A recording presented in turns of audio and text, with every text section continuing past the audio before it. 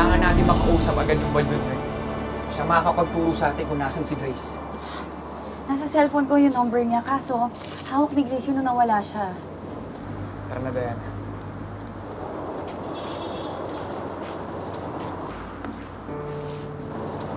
Grace?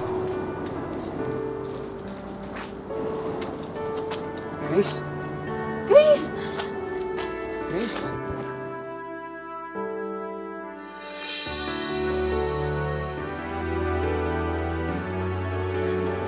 Grace? Joel.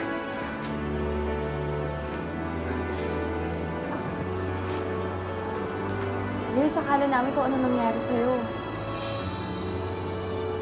Mabait pa rin ang Diyos, Diana.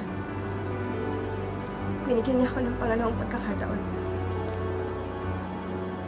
At higit pa doon,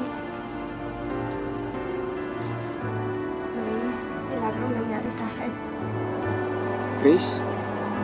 Bakit?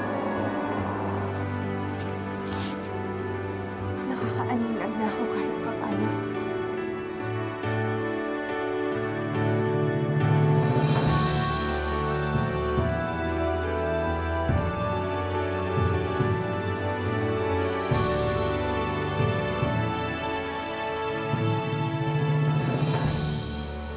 Kung makapag-deny sila, kala mo wala silang kasalanan. Yung pala, si William, kakuntsaba pa yung magaling mong kapatid. Grace, na-record mo ba yung pag-amin ni William na siya yung gumahasa sa'yo? Hindi. Sinira niya ang cellphone ni Diana. Yun sana yung pinakamatibay na ebidensya na maihahain natin. Laban sa panggagahasa niya kay Grace. Pero dahil pinagtangkaan niya na naman ang buhay nito, pwede siyang kasuhan ng frustrated murder.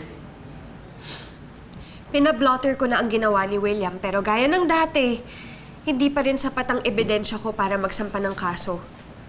Nag-report ako, hanggang doon lang yun. Wala pa rin akong ebidensya na itinapon niya ako para mamatay. Kung pwede ko lang kausapin si Chari para magsalita laban kay William.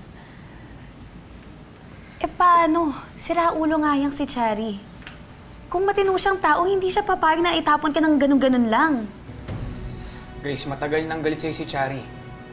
At duda ko sinasamantala ni William yun para mapaikot ang kapatid mo. Pero susubukan ko pa rin, Joel. Susubukan ko pa rin siyang kausapin. Baka sakaling kapag nakita niyang buhay ako, pumayag siyang tumistigo laban kay William.